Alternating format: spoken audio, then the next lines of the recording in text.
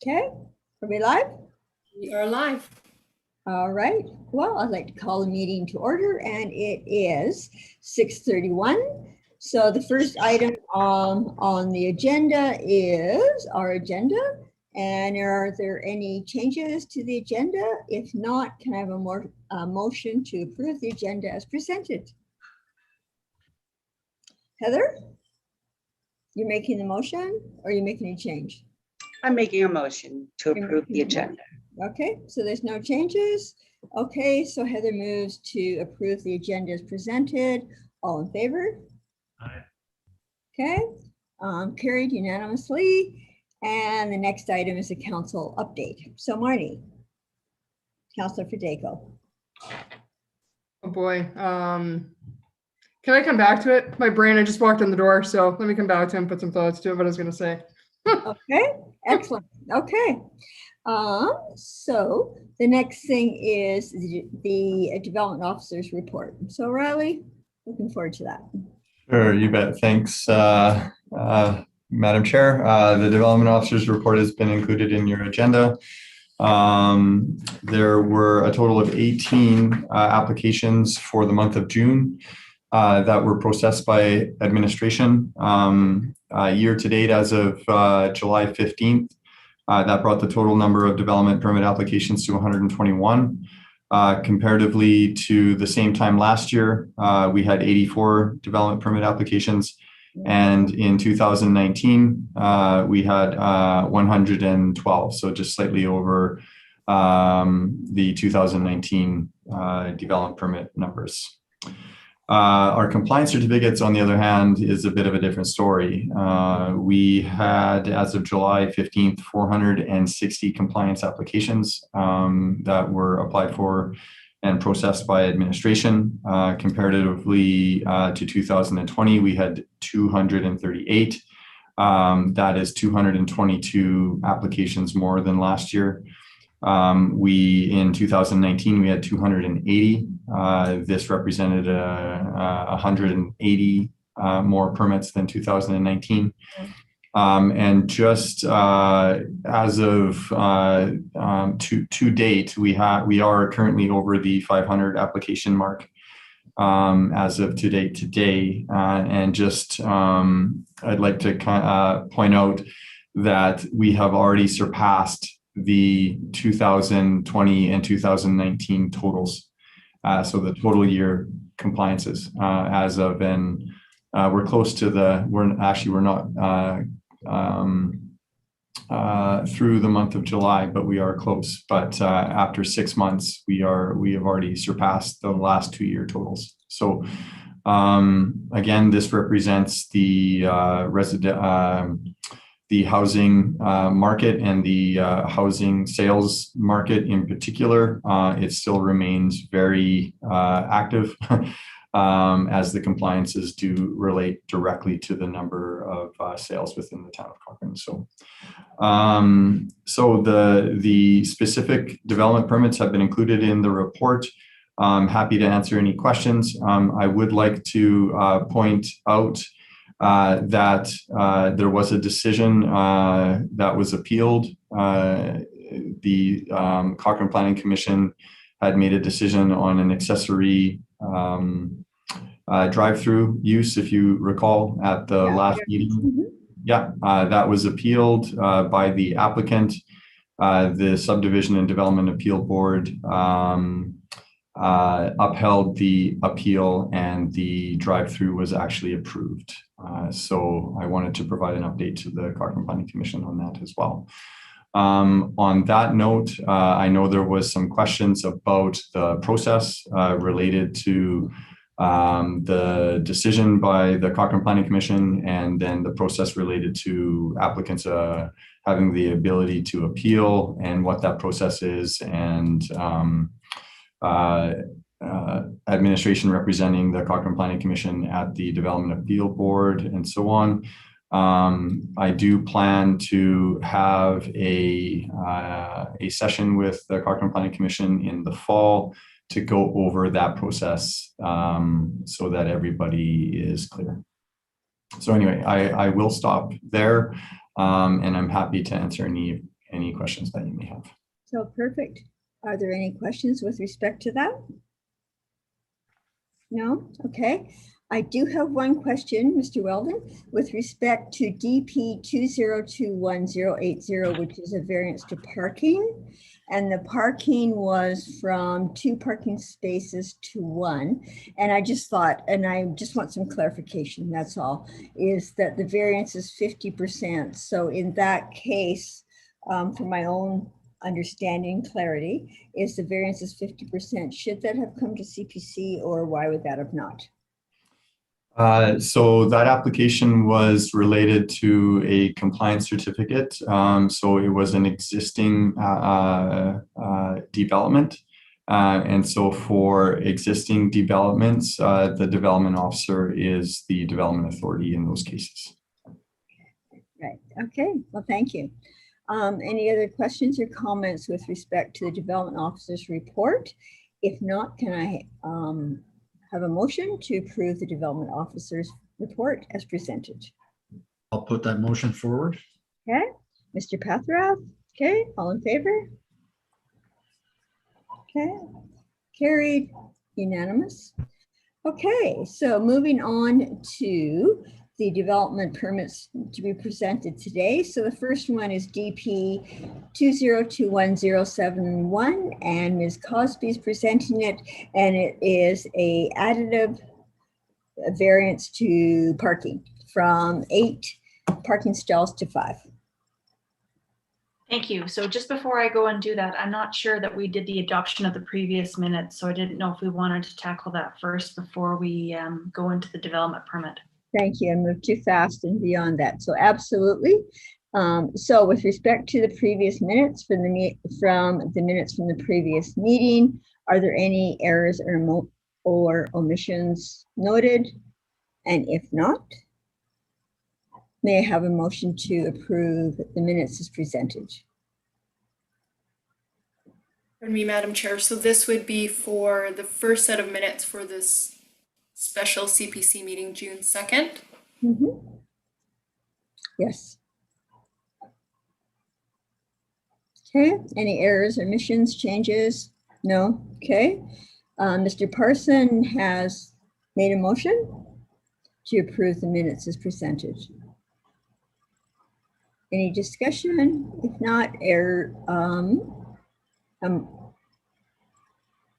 vote to approve, all in favor? Carried, unanimous. Okay, thank you. And then we'll go back to DP 021071, Ms. Cosby. Sorry, pardon me, just to interrupt again. So then there was the June 16th regular CPC minutes. Okay. Okay, any errors or omissions noted? If not, a motion to approve the June 16 minutes is approved or as presented. Ms. Moore? Okay, any discussion? If not, vote to approve. All in favor? Okay, unanimous. Okay.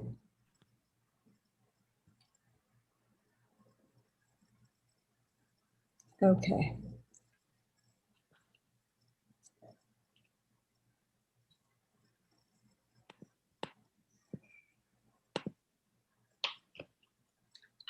All right, everybody can hear me okay?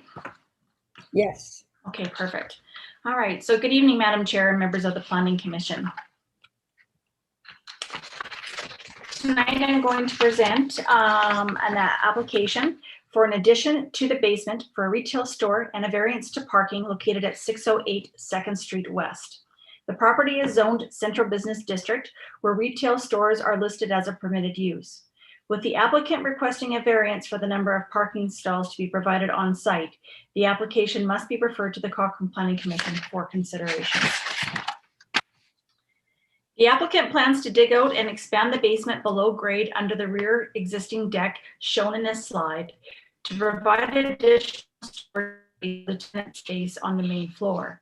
As the development will be below grade, the rear and side yard setbacks will not be affected. The increased square footage for the addition results in additional parking stalls to be provided on site. The applicant is requesting a variance from 8 parking stalls to 5 parking stalls, which is the maximum parking the lot can accommodate. The parcels located in this particular CB district were at one time residential lots, and over the course of redevelopment and zoning change, they are unable to meet today's minimum parking standards prescribed in the current land use bylaw. When development does not meet the minimum parking requirements, the development authority may consider a variance or cash in lieu for each parking stall provided on site. The applicant has requested a variance for 3 parking stalls.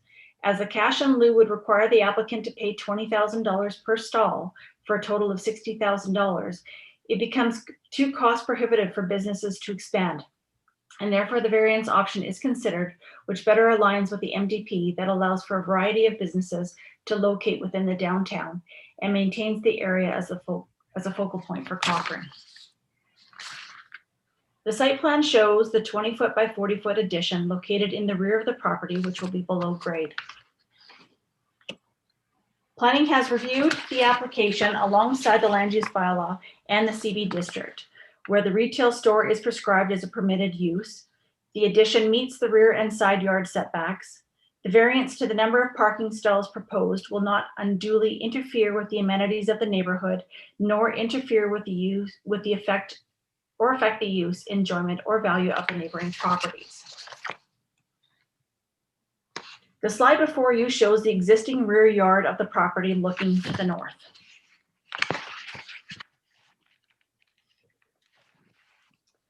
This slide shows the rear yard looking south, where the addition will be constructed underneath the existing deck. Administration is in support of the addition and the variance to parking and is recommending option 1 with the conditions outlined in your report. That concludes my presentation, and I would be happy to answer any questions. Okay, thank you, Ms. Murphy.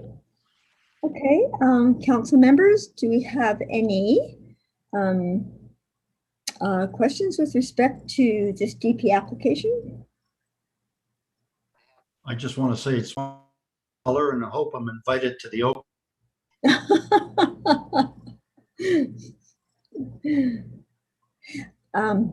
Anybody else?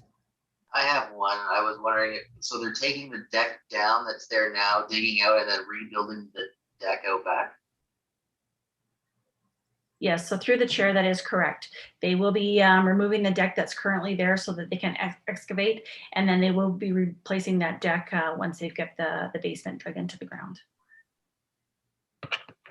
So all the existing parking is still out in the front? Yes, that's correct. Okay, so I have 2 questions. So in the documentation is provided, there's an offset levy cost as to, it's dated 09/2021, which hasn't happened yet. So I'm just wondering what, if any, offset levy cost the applicant will be paying. So through the chair, council just approved the offsite levy bylaw on July the 12th. So that'll be the new rates that this applicant will be required to pay. Just waiting for the actual spreadsheets to come through, but it looks like the applicant will be paying in around, the offsite levies will be about $20,000. Okay, versus, Sorry? versus 60,000. Correct. Okay. And how will dirt be moved? I mean, if they're digging underneath, just wondering, how do they plan to see the removal of the dirt and out of the way so they can complete their whatever they're doing underneath the building? So to the chair, they will have to gain access to the lot adjacent to the east portion, and then they will get the the equipment in there and start digging in and removing the material from that. Okay, well, that's all the questions I have. Does anybody else have any questions, comments with respect to this DP application? I just wanted to know with regards to the realignment of 4th to 5th, is that going to come really close to this property? I don't know how, that's more out of curiosity than it has anything to do with the application. Sure, Danica, I can answer that if you like. Yes, it will come fairly close to this property. There will be a connection. I think for those that may not know what the realignment is, the 4th Avenue is being realigned. So it's going to, right now it is straight north-south and connects directly to Highway 1A. There's lights there. With this highway improvement project, the 4th Avenue will be realigned. It will curve to the west in an S-shape pattern and then connect with 5th Avenue. And as a result, this will come close to this property. There will be access still maintained, but it will now connect to that, to the realignment, to 4th in the new realignment. Thank you. So following up on that question then, will people that are parking at that particular property need to back out onto 4th Avenue, or is there still enough space for them to turn around and to be able to proceed on 4th Avenue without impeding traffic? There will be no impediment to the parking that's currently available at this location or further along on 2nd. They'll be able to back out onto 2nd and then continue onto 4th Avenue. Yeah. Okay, thank you, Mr. Weldon. So any questions, comments, any further discussion with respect to this application? If not, may I have a motion with respect to this application? I'll move to approve it. Sorry. I'll move to approve the application. Okay, option 1. Okay, any other further discussion or comments? Okay, if not, can we proceed to a vote to approve option 1 as presented? All in favor? It's carried and unanimous. Thank you. So the next one, the next DP application is a DP 2021-107, which is an addition of a screen room to a dwelling and with a rear yard variance. So Mr. Nordquist, because this application is in my area of residence, I am going to recuse from this particular application. And Ms. Moore, if you could stand up as acting chair on this one. I will listen, but not be part of the discussion or the decision.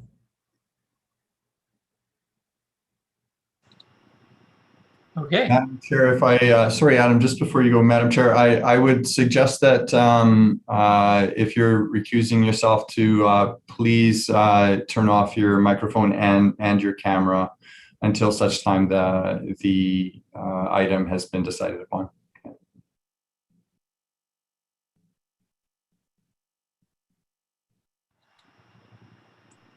All right. Can everyone hear me all right? Yep, Okay. sound good. All right, so tonight I'm presenting DP 2021-107. So this is a screen room addition to a dwelling with a variance. So the proposed development is to enclose an existing deck with a screen room. While the deck does comply with our current setbacks, screen rooms are required to comply with setbacks for the dwelling unit itself. As such, even though there is this existing footprint, the setbacks for the screen room are different and the variance is required. The property is highlighted on the right-hand side of the screen there, and you can see the existing footprint of the deck. So the site is 319 Crawford Close, and it's in a R3 multi-unit dwelling district. It is an existing dwellings group and was part of the Crawford Ranch development. This application is slightly different in that way, where this entire area, as it is a condominium, was approved under 1DP. However, it was a permitted use. And so because of the variance is over 10%, it is now being recommended to the Cochrane Planning Commission tonight for a decision. So here's a site plan where they've cross-hatched in the exact portions of the deck that they wish to enclose, as well as showing that the deck's setback is 4.67 meters from the rear property line. Under our bylaw, we require that a dwelling or in addition to a dwelling such as a screen room be 7.5 meters setback. Here are the elevations and floor plan, again showing which areas that they are going to be enclosing within the deck, as well as showing how they're going to be setting up the roof. They're going to be matching the existing roof line and with the existing slopes, as well as having that glass roof. So in review, we found that the proposed screen room met all the requirements of the land use bylaw except for that rear yard setback mentioned, and a 37.7% variance was required. We did circulate this proposal to internal departments and agencies, and there was no concerns with the proposal. As this property is backing onto a green space, there's a pathway there and then the riverbank, and is not really affecting any neighboring properties. Planning had no concerns with the application either. As such, we are recommending that the Cochrane Planning Commission approve Development Permit 2021-107 for the addition to the dwellings group, the screen room, with variances subject to the conditions listed in the report. That's my presentation, and I'd be happy to answer any questions. Thank you. Does anybody have any questions or points of discussion? I have one. I imagine that neighboring properties were advised of this, even though planning didn't have any issues or maybe internal agencies or anything like that, but were the neighbors at least, they were alerted and had the sign out front, and I take it we never heard anything from them? Yes, there was a sign posted on site, and we didn't receive any complaints from adjacent landowners either. As shown on the site plan, they're actually clear on 2 of their 4 sides. Excellent, thank you. Any other questions, comments? Can we have a motion on this application? I'll put a motion forward. To approve option 1. Okay, motion is put forward for option 1. All in favor? All right, motion is carried unanimously. Applications approved. Thank you.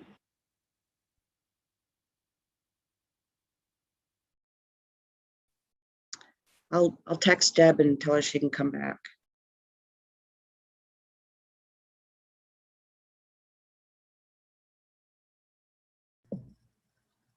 Okay, thank you, Ms. Moore.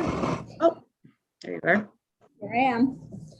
Okay, the next item on the agenda is SNS 2021-001, and it is with respect to the Heritage Hills Stage 2 Neighborhood Plan Amendment and presented by Ms. Bannock. And this is for comments only, not a decision, but for comments.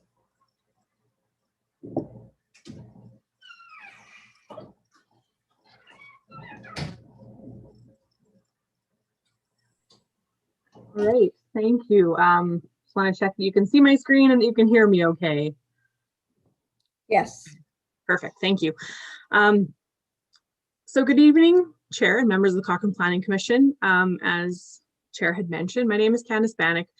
I'm just going to quickly introduce myself because I actually haven't met some of you before. So I am a senior planner at the town.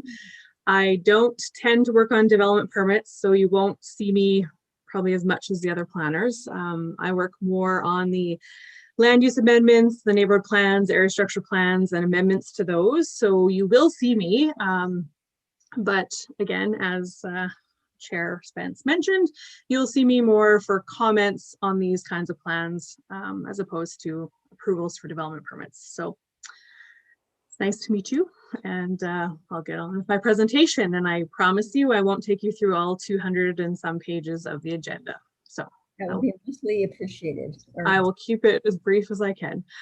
So tonight I am before you to present a proposed neighborhood plan amendment within the community of Heritage Hills.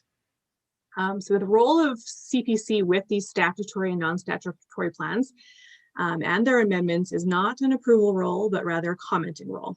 So the comments of CPC from tonight will then be presented to council during the upcoming public hearing for this application. So this map is showing the community of Heritage Hills. So just to give it a little bit of context here, this being Highway 1A here diagonally on the south end, Horse Creek Road coming up on the west, Township Road 262 running along the north boundary here. So the area that I am going to be speaking to you tonight about is right in this black box up in the northwest corner.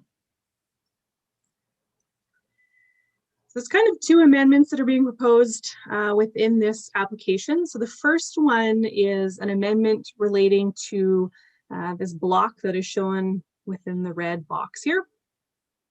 So it is proposed to change from the housing type, or sorry, it's just proposed to change the housing type from multi-unit dwellings and townhomes to single and semi-detached laneless. That is the legend in the neighborhood plan is shown here, but basically it was proposed always as townhomes, and now they're looking at going to a mix of semi-detached with one semi-detached with one single detached on the very end. And although you can't really tell on this map, if you did look in some of the other maps in the package, there is actually a lane back here. And so although there is a lane there, these homes to the north are not actually going to have access to it. So I'll get to that a little later, but I just want to explain to you why we're calling it laneless when it is in fact on a lane. So it is proposed that most of the lots will be semi-detached. There is just going to be one single detached on this end, and that is just because of the odd number of lots that happened here. So, okay. So this map here is from the neighborhood plan. It is showing you the approved land uses in Heritage Hills. So again, this is kind of that area we've been talking about, and you'll see it's all that same yellow. And the entire northwest corner has already been zoned as R2, which is residential single and two dwelling district zoning. And that zoning does actually already allow for both the originally proposed townhomes as well as the newly proposed single and semi-detached products. So there's no actual land use amendment that will be necessary, just the mapping in the neighborhood plan to change the housing type. So what this means for density. When the density was calculated for the overall neighborhood plan area with those changes to this block, the overall unit count was reduced by 11. And that's not really a big number when you consider the area of this neighborhood plan. And that means that the overall density within the neighborhood plan does remain at 7.9, which is the same as it was in the existing neighborhood plan. So that does not change. So to accommodate to this proposed amendment, the density text and the table were updated accordingly within the neighborhood plan. The second amendment is relating to the block of lots that is immediately south of that block we just talked about. So you can see it on the map in the red box. So this is for a block of garden lots. Garden lots are a type of housing that will typically face onto a park or a green space rather than being street fronting. And they'll have their servicing and their vehicle access from the rear.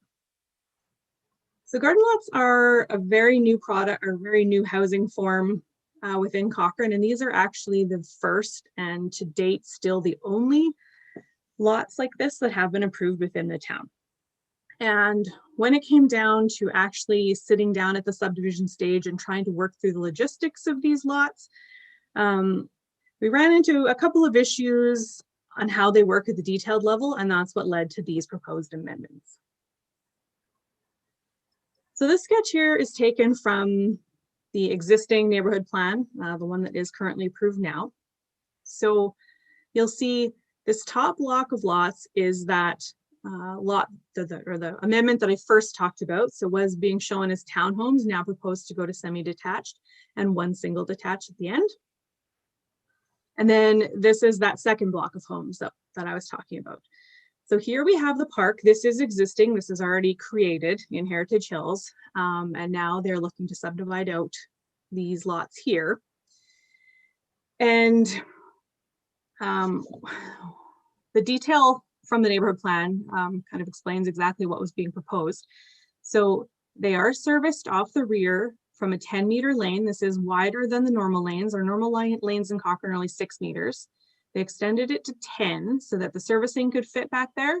And as well, there is this strip shown in yellow available for visitor parallel parking along this back fence.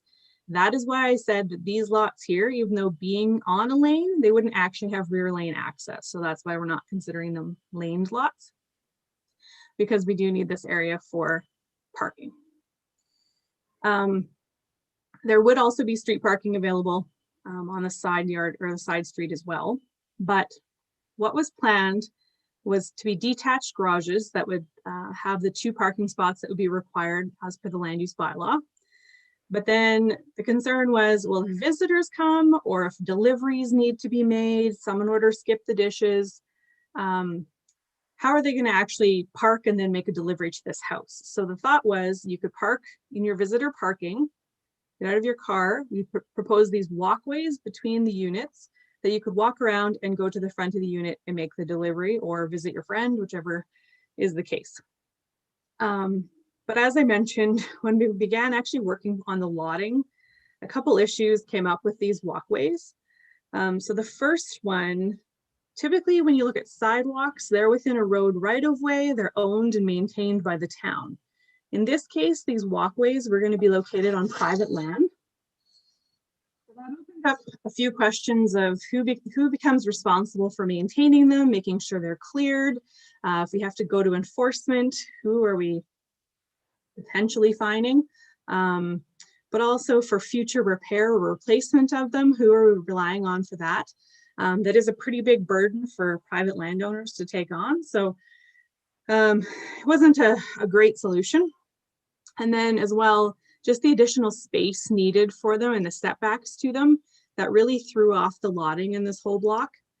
So town administration wasn't overly favorable of this solution, and neither was the developer. So administration did work with the developer to try to find a solution to these issues. So this is the new proposed sketch that comes from the proposed amended version of the neighborhood plan. And so what you'll see in that first northern block, you'll see that they've changed it to those semi-detached homes with the addition of the one single detached on the end. They've left the 10-meter lane as was, and they left the visitor parallel parking opportunity there as well. But when it comes down to the actual housing form, that's where they've changed things. So instead of having the block of attached, or well, the block of garages that were attached but not attached to the house, they've instead kind of made these homes they'll almost look like they have 2 front yards or 2 front entrances basically. So your visitor can still park here. These lots will all have one single car garage and one single driveway pad. So it'll still have the 2 off-street parking that's required to meet the land use bylaw. But then they will, here's a bit of a better example, or a zoomed in version. They will still have direct access to the rear door via a sidewalk. So this does allow for visitors to park in the rear and just easily access these homes from the back. They don't have to go through a sidewalk between the lots. And the intention is still that architecturally, these houses will still be fronting onto the park. So the south side will still look like the front of the home, but they will have this ability for public access to the rear as well to make up for the the visitor parking arrangement here. So I think that kind of explains it all, but so to make the changes needed for this proposed amendment, these images have been switched out. The last one I showed you was in the existing plan. This is the one shown in the new proposed plan. And then the associated text about these changes is proposed to change with this amendment as well. So with that, I would welcome any questions and comments that CPC may have about these amendments. Like I mentioned, your comments will go to council for the public hearing, but also if there's any questions I can answer, please let me know. Thank you very much for your presentation, Ms. Bannock. Okay, we'll throw it up to the floor. Does anyone have any questions or comments, points for clarification of Ms. Bannock?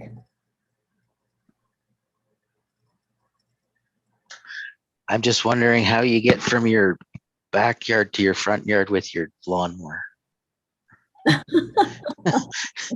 How do you get from your garage to your front yard with your lawnmower? Through the chair, yep, that is a very valid question. So for some of these, like for the end units, you still have the side yard, but for the people in the interior, they are going to either have to have arrangements with their neighbors or come around on the sidewalk. So not ideal, but there is access available. There's worse options, I guess. Indeed. That's all. Thank you. You're welcome. Thank you, Mr. Parsons. So question, Ms. Bannock, I don't think that I was part of the approval of the neighborhood plan. So the rationale behind approving this or suggesting this type of application or property was what? What was the? Oh, so sorry. Just you're meaning the reason for approving the garden lots? That's what you're asking? Yes.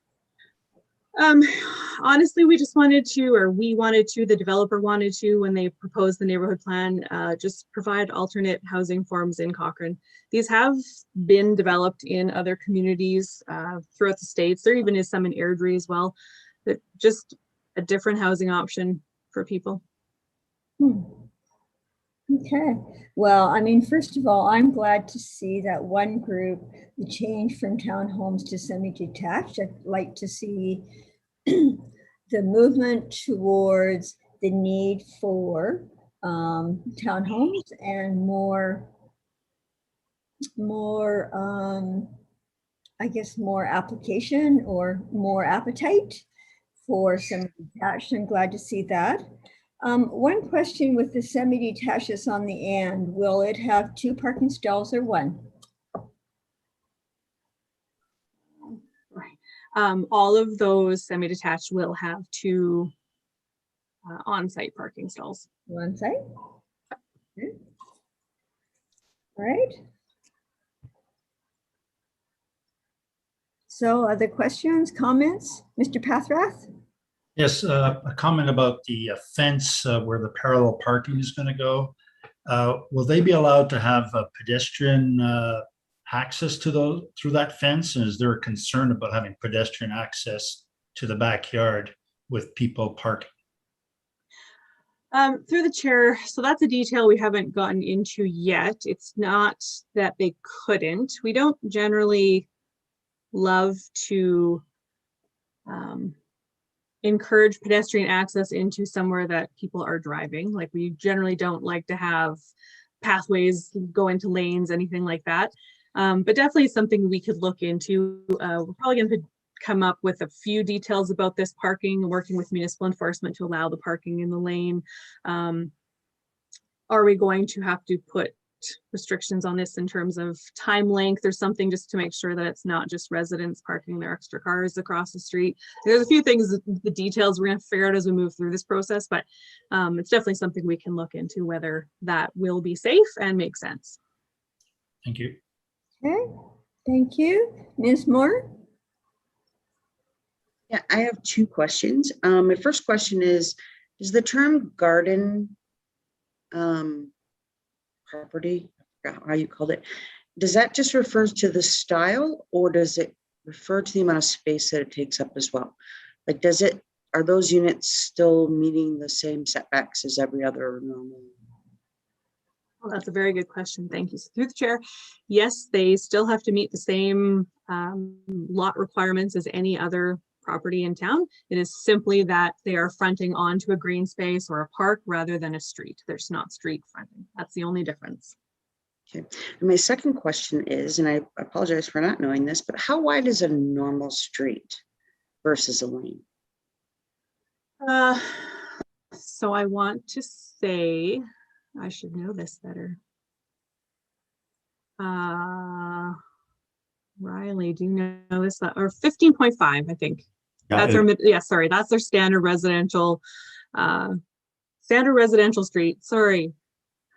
COVID world, man. It's like I should know this. 15.5 meters quiz. is the standard residential street. A standard lane is 6 meters, but in this case it went to 10 because of the servicing and the parking. So is the parking included in that 10 meters? Yes, through the chair. Because my thought was, why do a lane plus parking? Why not do a street? And then, because that's how I live, right? I have a regular street in the front, and then we back onto the school. So maybe there's not space for a regular street. Through the chair, I think that was part of it, is because then if you were to put a street, you would essentially just end up with a regular housing product again. You wouldn't have the garden fronting or garden lot. So because it is the rear access only, and it does need the servicing through there. There did need to be wider, but yeah, instead of doing the 15.5, they could reduce it down to 10. Yep. Okay, that's it. Okay, thank you, Ms. Moore. A couple questions. So in the lot where they are switching from townhomes to semi-detached, does that actually change the lot size, or does the lot size stay the same?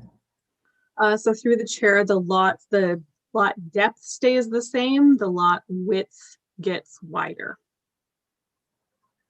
Okay. And so with respect to the parking then of that particular lot, so people are parking just on one side of the street. They're not parking on both sides of the street? So through the chair, it's probably easier if I share this. Please.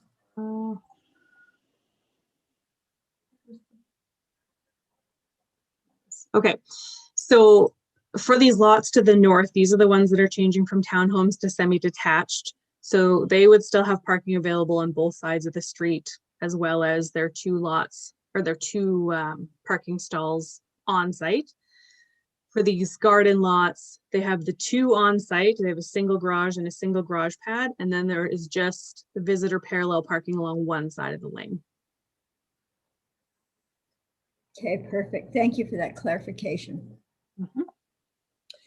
So as a pedestrian and a resident of the community, then, if I am walking down where the visitor parallel parking is, my only access to the park is to go around the block and down now. There's no parking or walking areas every few houses.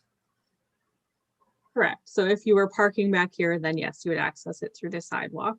There are going to be pathway connections on this side as well. Okay. But if you were just choosing to visit the park, you could also just park on the side street. You wouldn't have to park in that visitor parking in the lane. Okay. So any other questions or comments, things that we would like to pass on to council? So kind of in summary.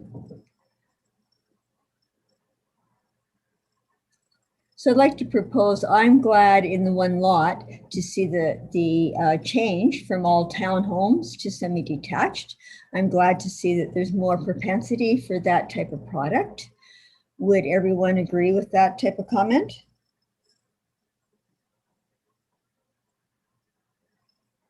It looks like that there's agreement with that comment.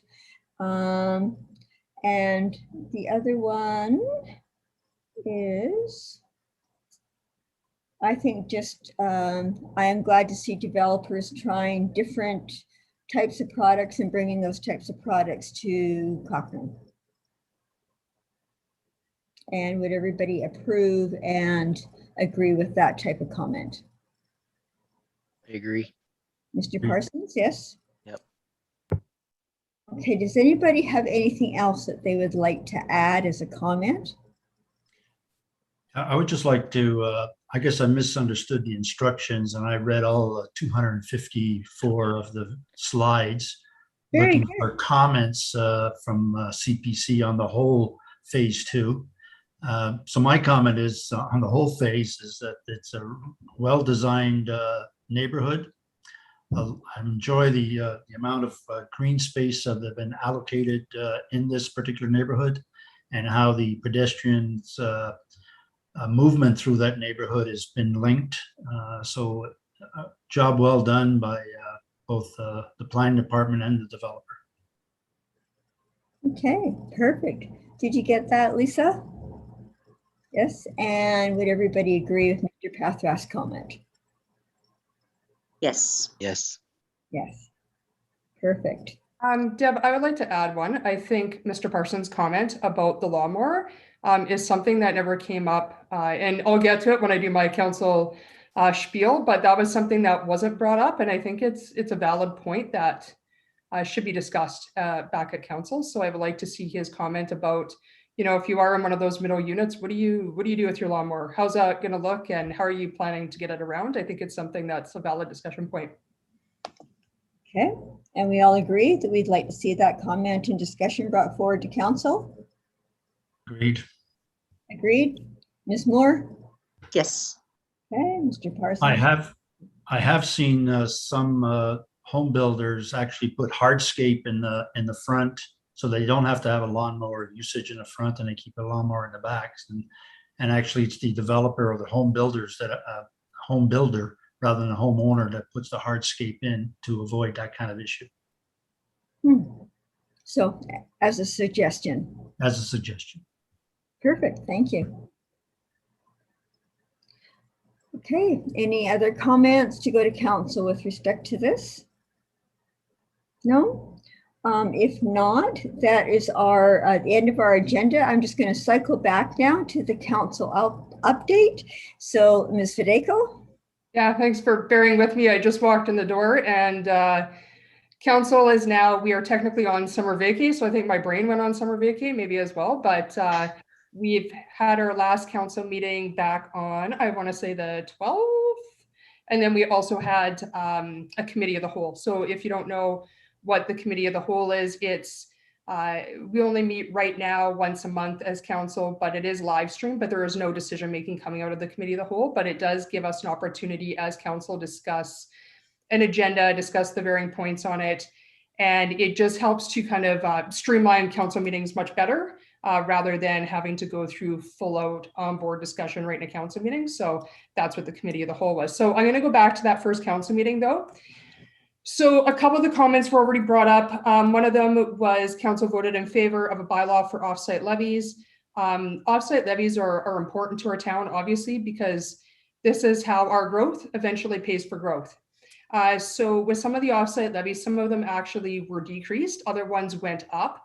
It just kind of depends on, it kind of depended between like water and sewer and roads and all those things. And then depending on the map of where you are. So say if there was a project in Riversong, it doesn't mean that the offsite levies from that neighborhood would go towards a project, say in another part of Cochrane, right? So they're kind of all broken up in a map, and basically depending on where they are, we can take some of those offset levies and put them towards those project costs. So that's basically wraps that up, but obviously council was very much in favor of it because it is how we're able to pay for future projects.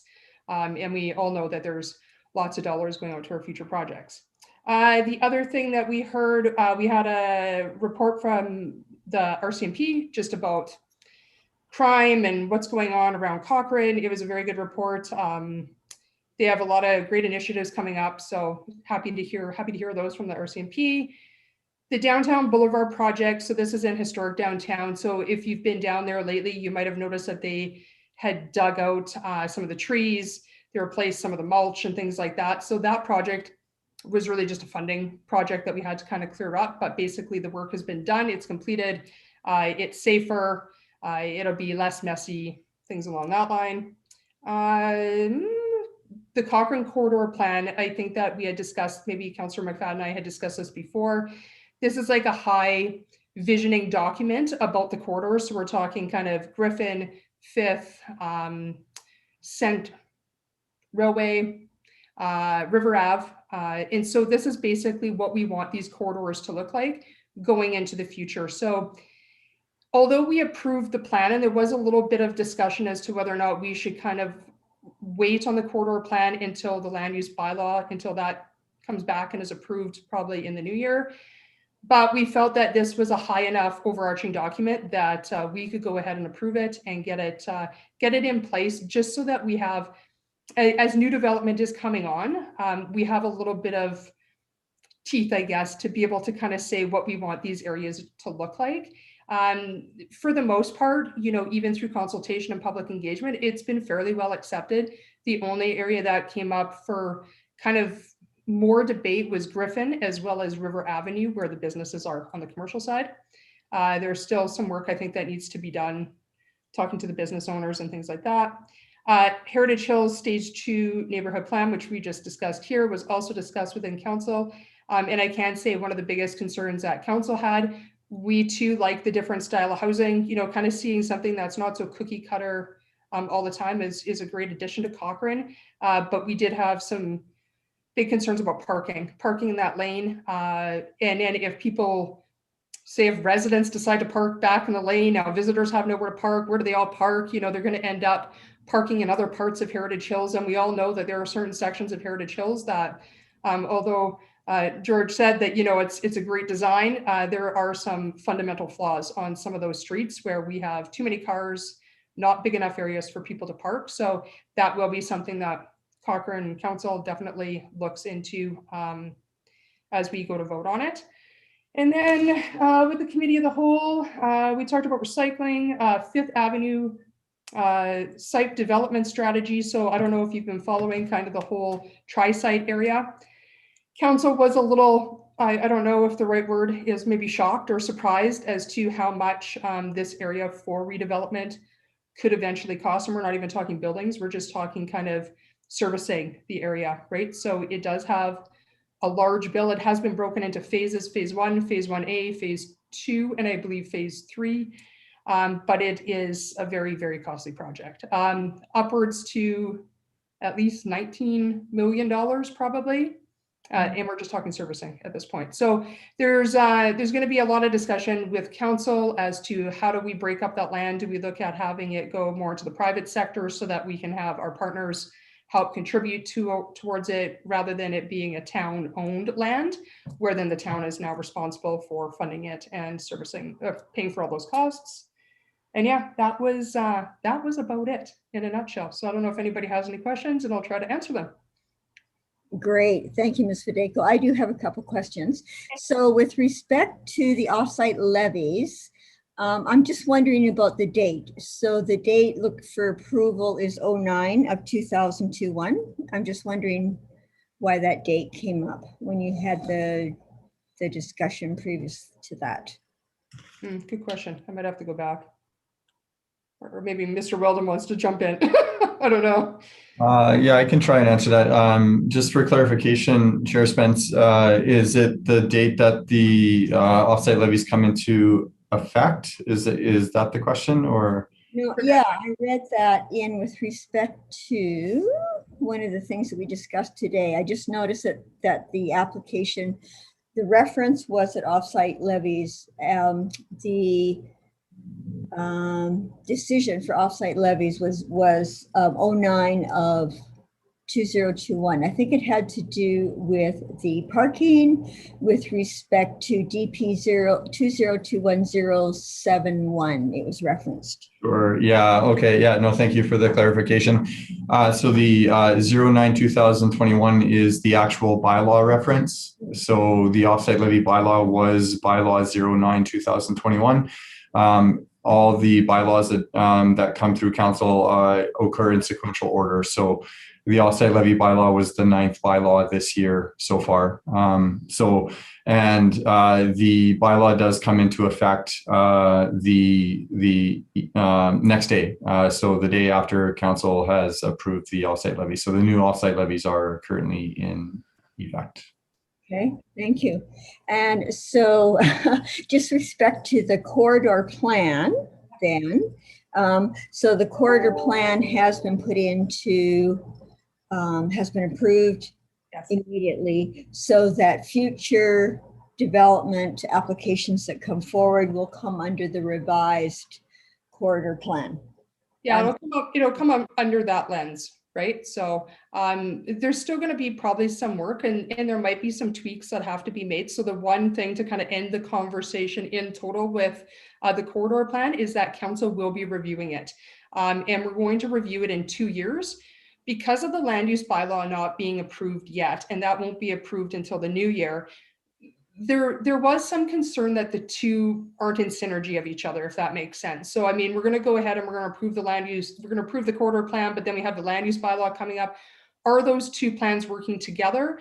Are there tweaks that maybe need to be made? And not for all the corridors, but certainly maybe in concern to like places like Griffin or where we have new commercial development coming in. Do we need to make some changes? And so what council basically decided, rather than turning it down and not approving it at all, because that was kind of the way it was going, we decided to do a review period. So after that 2-year period, whoever is in those council seats the next time, they're going to be able to kind of review that plan, make the changes if they need to, and then it'll carry on. But because it's such a high visioning document, we didn't feel that there was a reason to stop it from being passed, I guess, if that makes sense. Okay, so then does that impact the possible wordage of the land use bylaw over time? And does that provide more teeth, as you referred to, with respect to what might be seen as a appeal that goes to the development out to the SDAP going forward? I don't know if it would bump up appeals necessarily, but I think it gives our planning and development team an opportunity to work with those coming on board with their applications. It's going to start the process off right so that we're not actually going backwards and not having, I don't want to say teeth, that maybe that sounds harsh, but if we don't have any sort of visioning document and then we don't follow it through with the land use bylaw, what we're going to do is have more complaints come forward and we end up backtracking through them, where I think this gives them the ability to first approach any sort of applicant and say, this is council's overall vision. This is our land use bylaw. You can't really be going backwards and then complaining and saying you didn't know, right? So I think it's just another layer on top of layer to be able to help planning as they go forward with especially when in regards to commercial development, right? To making sure that it all fits in. And then also looking at, how do we get around town? Do we have the right amount of sidewalks? It's kind of all those things that I think people want to see a whole community, but this is just going to give us ability to make sure that we're actually following our own plans a little bit stronger than what we were doing before. Excellent. I appreciate your explanation. Just one last thing with respect to parking, and maybe could have brought it up as a comment, is that I have seen other communities where people have to give a parking pass. So if someone is parking in that strip, the residents has to provide that parking pass to that individual that's parking in that area. So just as a comment that might be as a point of discussion as council considers that going forward. Yeah, I think obviously with that whole lane idea, I mean, I like the different product, but how do we control who's parked back there? We all know that we have neighbors that, the guy drives a big work truck, all of a sudden the big work truck ends up in the back lane. Now he's taking over, 3 different parking spots, right? We're going to have to, if we are going to go down this road of looking at different product, we have to make sure that that product is going to allow people to park functionally, because there's nothing worse than creating another area in town where we know there's going to be challenges, and then it's going to come back to us anyways, of people complaining and going, why did you develop it that way, right? So I think if we are going to allow it to come through, I mean, some of those things are going to be good discussion points, right? And I appreciate what was said about the lawnmower, about the hardscaping, right? Let's not make this difficult. Let's learn from our past challenges that just seem to happen over time, and let's change them to make sure that they don't happen again. Okay, thank you.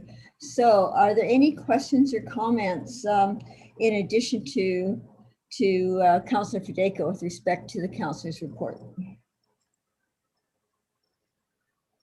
No, there appears not to. So I believe that is the end of our agenda for this evening. May I have a motion to conclude the meeting for today? And the next meeting is slated for, just let me look. The next meeting will be August 18th at 6:30. So a motion to conclude the meeting, please. Motion to adjourn. Mr. Parsons, all in favor? Adjourned. Thank you very much. Thanks all. Thanks, everybody. Good night. Hi, guys.